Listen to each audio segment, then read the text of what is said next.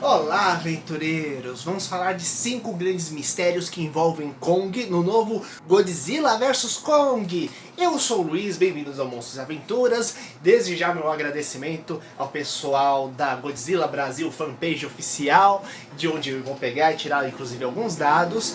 E uma das grandes questões que vamos começar agora é o machado do Kong. Que machado é aquele? Será que o Kong agora é o dono do Starbreeze do Thor? Vamos analisar um pouco mais esse machado, que inclusive já apareceu em vários brinquedos oficiais. Sim, existe um machadinho de brinquedo pro boneco do Kong já. Basicamente, esse machado que foi capaz de bloquear o jato de energia das chamas do Godzilla, ele é feito a partir de uma base de osso e uma lâmina feita da crosta das costas do Godzilla. Essas mesmas crostas, essas mesmas cascas, essas mesmas placas ósseas que são responsáveis por ajudar o Godzilla a controlar o sopro radioativo dele. Tanto que essas placas, elas brilham no próprio Godzilla quando ele pega e está se preparando para conseguir pegar e disparar o bafo atômico dele. Inclusive, o dinossauro que inspirou essas placas do Godzilla, que é o Stegossauro, usava de forma semelhante. Claro que ele não soltava fogo pela boca, mas essas placas ajudavam a controlar a temperatura. Inclusive, eram extremamente cheias de vasos sanguíneos, de forma que quando ele usava elas, inclusive elas brilhavam vermelho, para vocês terem ideia, né? Dentro de determinados limites. Então, basicamente, é por isso que essa placa é capaz de absorver a radiação do Godzilla, né? E o grande X da questão é de onde vem esse machado, inclusive de onde sairia esse osso. Uma possibilidade seria que seja a placa óssea e o osso do Dagon, um dos ancestrais do Godzilla, que chegou já a aparecer o esqueleto dele no Godzilla de 2014, e poderia ter sido feito um machado a partir disso, seja pelo próprio Kong, que sim, é capaz de fazer armas, e isso já vai ser o nosso próximo tópico, ou mesmo pela Monarch criando uma arma que fosse capaz de pegar e bloquear, ajudar o Kong no processo de bloquear os ataques do Godzilla. E apesar de parecer que vai ser também nosso tópico a questão dele pegar e conseguir bloquear exatamente o raio usando o machado, temos uma outra coisa importante, a possibilidade de que o machado possa ter sido criado, na verdade, milhares, milhões de anos atrás, seja pelos ancestrais do Kong, ou seja pela civilização antiga que tinha conexão com os titãs, essa civilização antiga, essa espécie de Atlântida do centro da Terra, que é mencionada nos filmes anteriores como sendo capaz de lidar diretamente com os titãs, né, que devido a uma grande guerra interna foi destruída, mas já vamos falar isso mais pra frente. Posteriormente então, a questão da inteligência do Kong. Sim, como foi mostrado no filme Kong, a Ilha da Caveira, ele tem uma inteligência que se aproxima muito dos conceitos humanos de inteligência. Ele cuida da ilha realmente como se fosse o jardim dele, como se ele fosse um grande rei, e ele foi capaz sim até mesmo de forjar uma arma, criando uma arma de corrente e hélice, uma espécie de super arma de metal que foi usada inclusive para lutar contra criaturas de aspecto reptoide que existem na ilha, posto que já tem uma experiência de lutar contra os lagartos, né? Então assim, ele é inteligente, ele tem uma agilidade. E uma coisa importante, se na Ilha da Caveira ele já tinha extremo grau de habilidade e inteligência, sendo que o filme é 50 anos antes do Godzilla vs Kong, imagina 50 anos depois, com ele tendo se desenvolvido mentalmente e fisicamente. Lembrando que isso não significa que o Godzilla não seja inteligente. Temos que lembrar que toda a biosfera é considerado meio que o habitat do Godzilla e é mapeado continuamente pelo Godzilla em busca de desequilíbrio. Então imagine o tamanho e capacidade cerebral de algo capaz de pegar e mapear toda a superfície da Terra atrás de perturbações climáticas, energéticas e ambientais. Só que como eu disse, o cérebro dele é focado nisso, em cuidar diretamente do planeta como um grande sistema energético e não uma coisa como a gente vê habitualmente como o nosso aspecto mais humanoide de inteligência. Inclusive, uma coisa que tenho que ressaltar é que no trailer fica bem claro do Godzilla vs Kong que o Godzilla, alguma coisa está perturbando ele. Então, ou é um ser mimetizando o Godzilla, sendo o Mechagodzilla ou algum outro kaiju capaz de ter imitação, poderes de habilidades camaleônicas de repente, né? Ou o Godzilla, alguma coisa está perturbando, tentando manipular a mente dele ou deixando ele extremamente perturbado, né? Seja alguma outra criatura, como o Ghidorah fazia com outros kaijus no filme 2 do Godzilla, ou seja alguma outra grande perturbação ambiental no planeta. Inclusive, vale ressaltar, né, que enquanto os outros titãs saíram pelo planeta causando devastação controlados pelo Ghidorah, no filme 2 do Godzilla, o King Kong que já mostraram que era um conhecido que estava sendo monitorado, ele ficou na Ilha da Caveira apesar de agitado. E por que isso? Aquilo que é mostrado no romance oficial, sim, existe um romance oficial de Godzilla de Godzilla 2, Rei dos Monstros, que a gente torce para um dia ser lançado aqui no Brasil,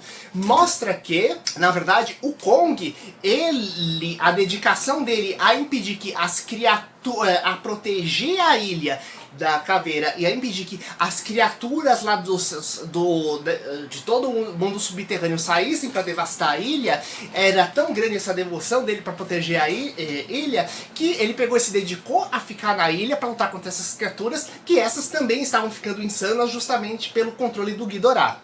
Então mostrando que realmente que temos uma questão associada de força, vontade e inteligência, né? Então uma coisa bem próxima àquilo que seria a mente humana tradicional. E isso nos ajuda a levar a uma outra coisa importante, que é, pensando na biologia do King Kong, se ele tem inteligência, se ele é capaz de mexer armas, e a questão do físico, como é que ele ficou tão grande assim? A questão básica é, número 3, tcharam, King Kong não é um macaco. Da mesma forma que o Godzilla, isso eu tô falando nos filmes novos americanos recentes a partir de 2014. Nem Kong é um macaco gigante, nem Godzilla é um lagarto gigante. Eles são um grupo específico de vertebrados que saem da classificação tradicional de répteis, anfíbios, mamíferos, etc.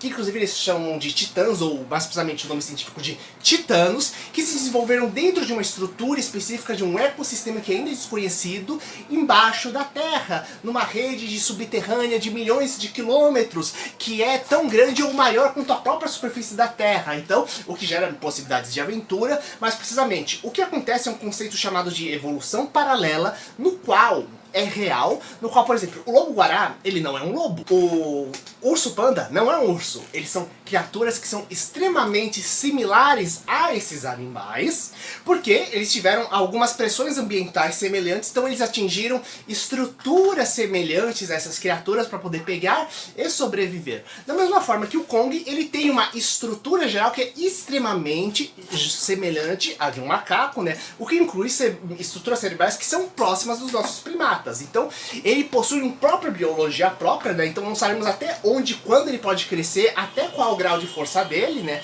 E mesmo se ele tivesse um tamanho de um gorila, gorilas são, tipo, absurdamente mais fortes do que um humano, né? Então, tipo, isso já deixaria ele muito forte contra o Godzilla no início. Agora, imagina ele com esse tamanho, quase tão grande quanto o Godzilla. Então, não sabemos o potencial real de força e de crescimento dele. E, além disso, devido a essa similaridade, no filme Kong, a Ilha da Caveira, um dos cientistas comenta que a estrutura do Kong lembra muito de um macaco adolescente. Então ele tem um potencial biológico tinha um potencial biológico de crescimento muito grande 50 anos atrás. Então, 50 anos depois, o corpo dele se desenvolveu, a mente dele se desenvolveu, então ele é absurdamente mais forte, poderoso do que era no passado e já acostumado com décadas lutando contra outros monstros gigantes. Então, ponto para o King Kong. E antes de irmos pro próximo, lembrem que temos os links na descrição, inclusive se vocês quiserem comprar os DVDs anteriores dos filmes anteriores, na